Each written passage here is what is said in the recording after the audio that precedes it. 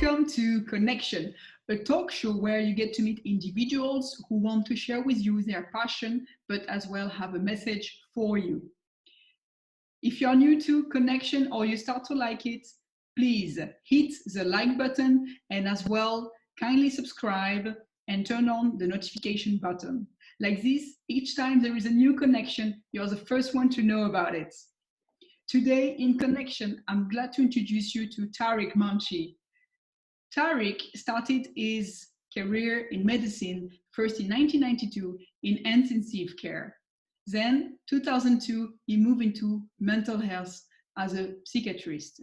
Please welcome Tariq Munshi. Hi Tariq, Hello. how are you? Hi. I'm good. How are you? Thanks I'm for giving me great. the opportunity You're to most share my welcome. story and with where my journey began. I'm from Pakistan. So I was born in Karachi and grew up over there. Had interesting experiences like everybody in life.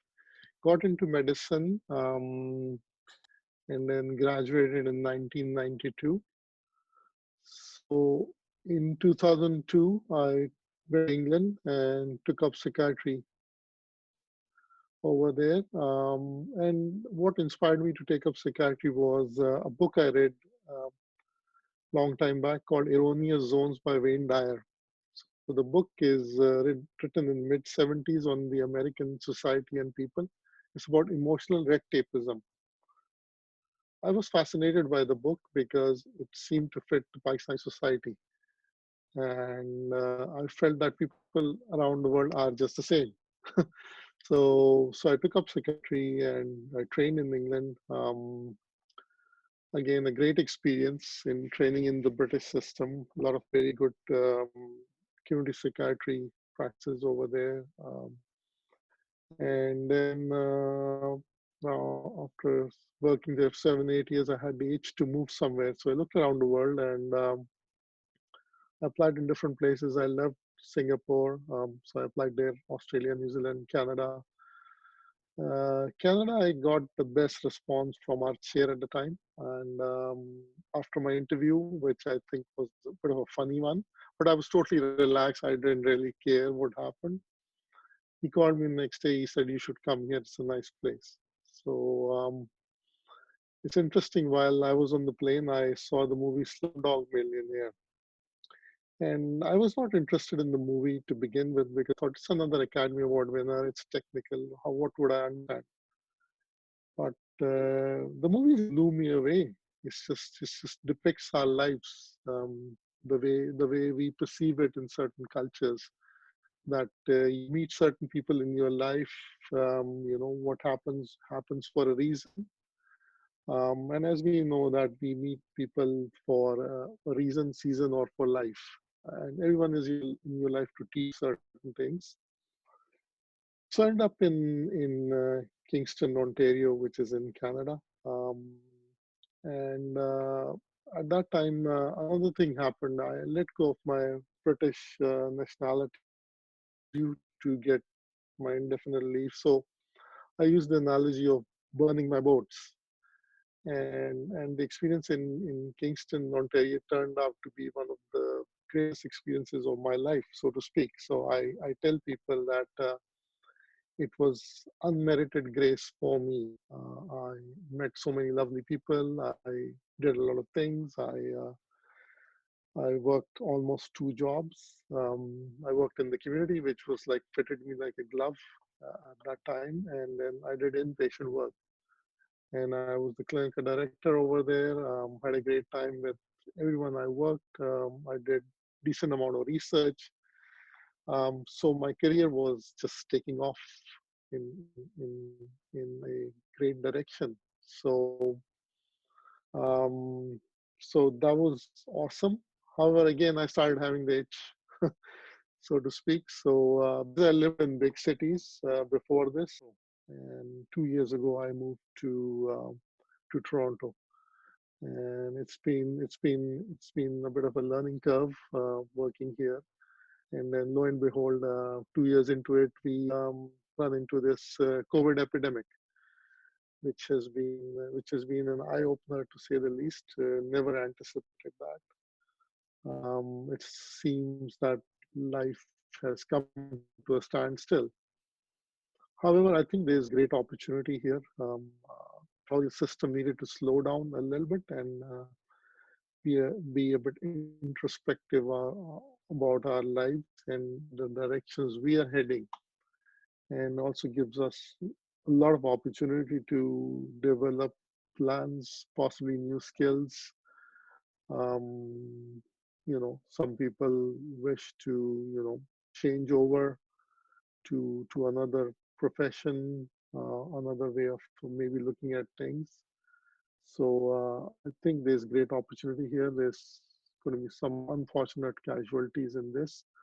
However, again, as a human race, we are quite resilient, and I'm sure all the systems around the world, all the communities will pick up soon, and we will be able to move on And soon. and actually about you. So first of all, thank you for sharing your journey, Tariq, with us. And about today, how are you impacted by COVID, professionally, personally? Yes. So yeah, thanks. That's a good question. I think everyone is impacted, and so have I been impacted. However, I do mainly inpatient work, so I go every day. We've moved 3 weeks on, 1 week off. So 1 week I do remote work, which gives me a little bit more time to relax, maybe exercise a little bit more, think what path I'm going to take, what measures can I make to develop my skills further in order to help people out and myself too at the same time, connect more with people, do my paperwork. My family is at home. They were adjusted quite well to the COVID crisis, and I'm thankful for that. So they are around, and they remain optimistic about things, which is a great help. So it has impacted me, but not to that extent. I love going to the gym, and that's one thing, one area I kind of miss. I have a personal trainer, so I train with him at least 2 days a week, and plus there are certain other days I go to the gym and work out in the morning. So that aspect of my routine is missed a little bit. However, I've been good enough in training every day. I've developed a bit of a routine of freehand exercises and meditation. So I continue to work on it as much as I can. And And I take my time in the morning, so there's less traffic. So I take my time in the morning. It's great to get to work within 30 minutes yes, because I live in the suburbs. that makes a big difference when you can spend less time in transportation to get to work. And about your personal trainer, yeah, Definitely. you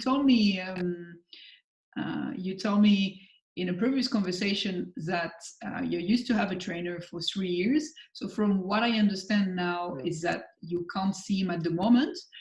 It's something you miss. So what does make you have a personal trainer? Why did you decide to have a personal trainer? What is for you the benefit or the difference?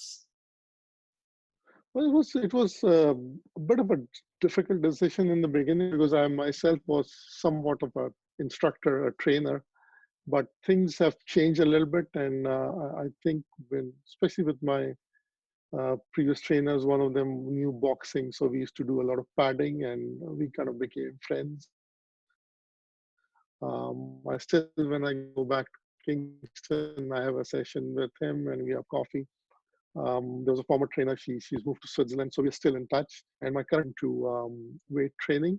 So he's taught me a lot of techniques which helps avoid injuries and gives me a lot of guidance. And whenever I'm struggling with a movement, we go through the steps. We do a little bit of stretching, and that helps me, I think, prevent injuries. So there's motivation, prevention of injuries, and then again, this is something that's kind of around the area of self-care. So in addition to a personal trainer, I also see a dietitian on and off. This is something I would like to develop a little bit more, that aspect of my health, Mhm. which is extremely important. And today, as a specialist as in psychiatry, what do you recommend to us for to improve our mental health? Well, I think first of all, you start. You if you haven't been doing it, look after yourself. Remain positive, read positive things. There's so much to do. The knowledge of the world is at our fingertips, literally. That's one of the mentors I follow, Jim Rohn, late Jim Rohn. He says the knowledge of the world is at your fingertips, Mhm. literally, and you can search anything. You should use the media.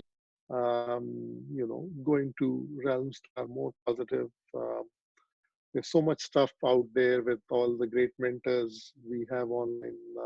Robin Sharma, Anthony Robbins, new one is Jay Shetty. There's so many of them that are around, and media can be used very positively. And as someone like yourself, was doing, is just looking for business opportunities too.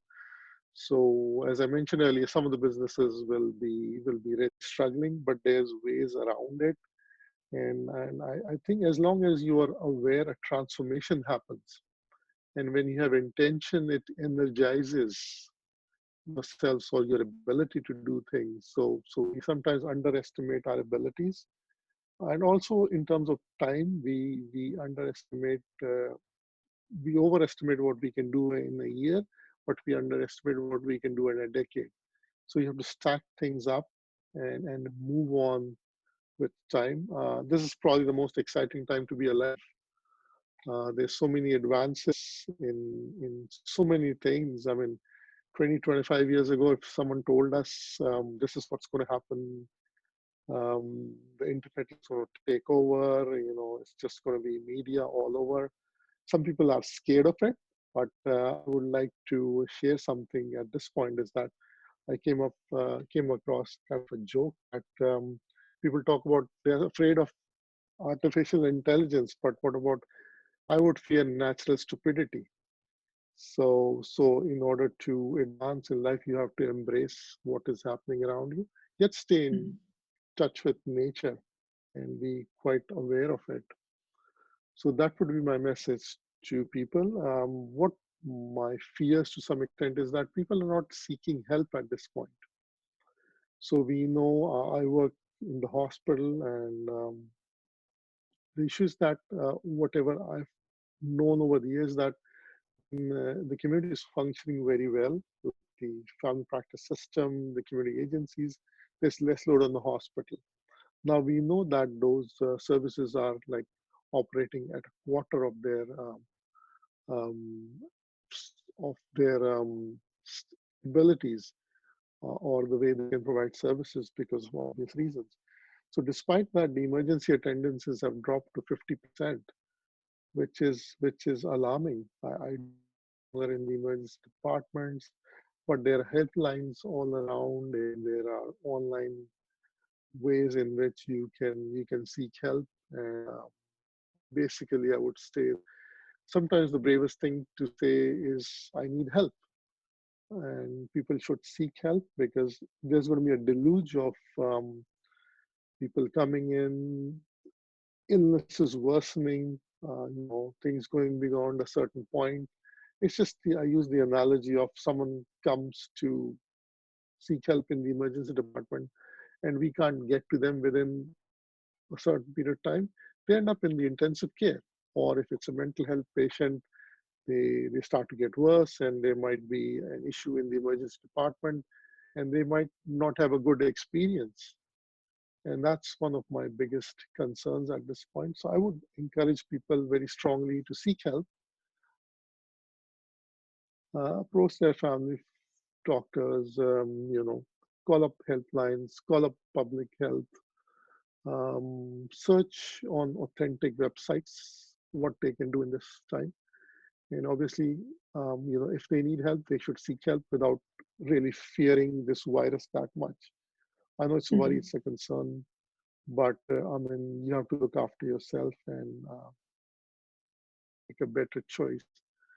And the better choices come from better awareness of what's available in the system and not leave it till it's too late.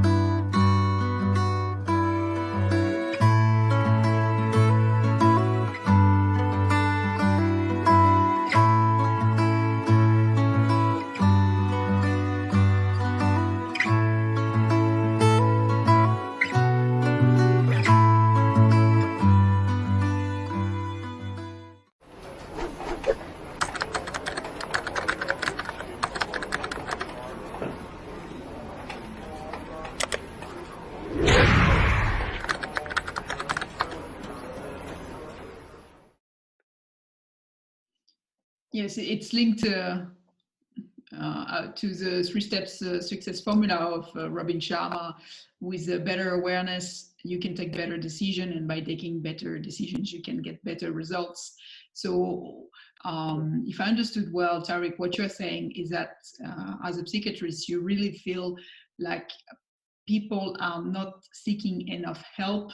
And so you feel like after, when COVID will slow down, your service will be collapsed because cases which could have come earlier would come all together at the same time, and many cases would come at the same time. So there Yeah, was because an exactly that's urgency. what's happening. Even with the COVID crisis, what's happening is that systems, thankfully not the Canadian system, but that systems around the world became extremely overwhelmed because things slowed down. The services, weren't operating to their capacity in the community. So whoever came to the emergency department had to wait longer. There were more casualties. There were more worsening of symptoms, and having the opportunity to work across the board, ranging from emergency to family medicine to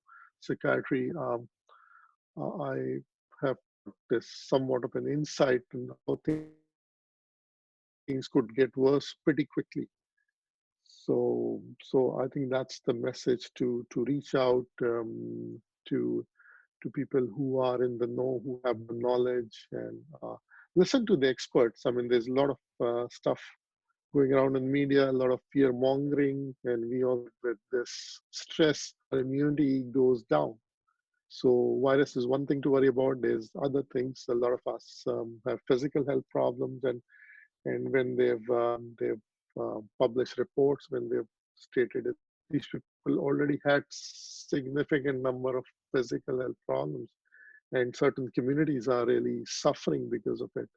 So I think it's a wake up call for us to Mhm. to to do better within a system, and rather than blaming individuals, you just try to correct the system. And that's what I've noticed at times, is people are scapegoated. However, it's the system that put a lot of pressure. So let's say tomorrow, if the emergency departments are flooded, people will make mistakes. I mean, the mental health providers, the physical health providers, the emergency physicians, the emergency stuff, EMS services, they will be under a lot of pressure. And when you have to make decisions that quickly, there's a limit. You just get exhausted. You start to lose your ability to deal with all those emergencies. You lose your confidence if you make a couple of mistakes, and that is a disaster for any system. Mhm. So And we are better off taking a graded approach. and actually, yes, and actually talking about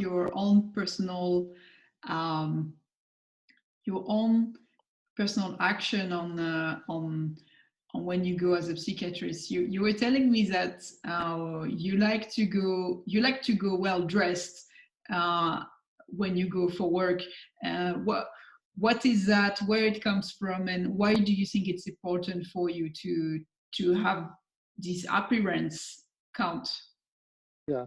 Yeah, I mean, it comes from my own upbringing. One of my uncles who sadly passed away recently used to dress really well, and then when I went to England, there's a tendency to dress better. However, when I reached Kingston, I noticed, because I was kind of like stepping up in my dressing, I got a lot of compliments. People liked it, and I think it lifts up other people. So you dress up, show up, and you step up also. So in Kingston, I used to go really nicely dressed, and a really nice silver vest I used to wear at time. So when nurses initially called me Silver Tiger, then she changed it to Silver Fox. So that's what really triggered all of this. And I noticed that when you show up like this, you are looking much brighter, you are looking more upbeat. And I've noticed certain days when I'm not feeling the greatest, that's the day I decide to step up my dressing, and start to be more cheerful as a response to it. So from Kingston, when I reached Toronto, I thought, I'll continue the same. And here, the staff were really nice to me again, and they said I should start an Instagram page. Mhm. So something like, use a sentence like, or use caption like, the shrink's dress up for the day, or the shrink's suit for the day. That kind of helps me out a little bit. And I think there are certain days, even in these times, when I've showed up with a bright colored shirt or a nice tie, people notice it. And I think people need that uplifting environment. And I think we all impact each other, because I noticed the other day when I parked my car, I was going to the hospital. I was crossing the road, and I noticed the energy has dropped. I could feel it in the environment. A very bustling city. I mean, I tell people Toronto is the place to be, or Greater Toronto is the place to be for now, because it's exponentially growing. And sometimes it's a bit sad to see that, because I mean, people are feeling the pressure now. But I think we need to brighter outlook and accept this as something that has happened, that Mhm. is going to give us the opportunity to look for for solutions, and come out of this situation in a more positive manner, and not back then. I understand, and it's a great way to contribute to to bring your energy by dressing up and making a difference already on the outlook, to bring a difference as well, than with your work. Tariq, did you have a last message for us? Well, my last message would be like, in terms of your philosophy in life. You have to work on it, and on top of it, you have to try and develop yourself as the best version of yourself. Help people around you. That's how you're going to achieve others reach their dreams and their goals. And the purpose of life is basically to give and to love. And that's what worked for me throughout my life. There are disappointments, and I guess you have to accept them as they are. It was meant to be. It's in your life for a reason. we have tragedies that occur around the world, and sometimes that gets you down. However, there's typically a message in all of this, and then accept what is done, learn from it, and then move on. And stay connected, because that's what human beings are. They have to connect with each other, uh, you know, in these difficult times, and then hopefully look to a really bright future. Um, and as Rumi says, act as if life is rigged in your favor. And another great quote I can remember is that you have wings and you prefer to crawl. Um, I see people saying negative things. They have so many talents, so many strengths. It's sometimes a little bit sad. So I try to inspire people. Sometimes that can come across as, you know, um, people might feel that I'm pushing the envelope, but I am meant to do that. And I'm not going to stop, um, despite whatever happens. So that's my message to people across Thank the you, globe. Tariq. Thank you, Tariq. Welcome. And if across the globe we want to contact you, how do we get in touch with you, Tariq? Yeah, so the easiest way to get in touch with me is on email. It's dtariq2000. So D as for whatever, doctor maybe. Tariq is my first name, 2000, as in numbers, at yahoo.com.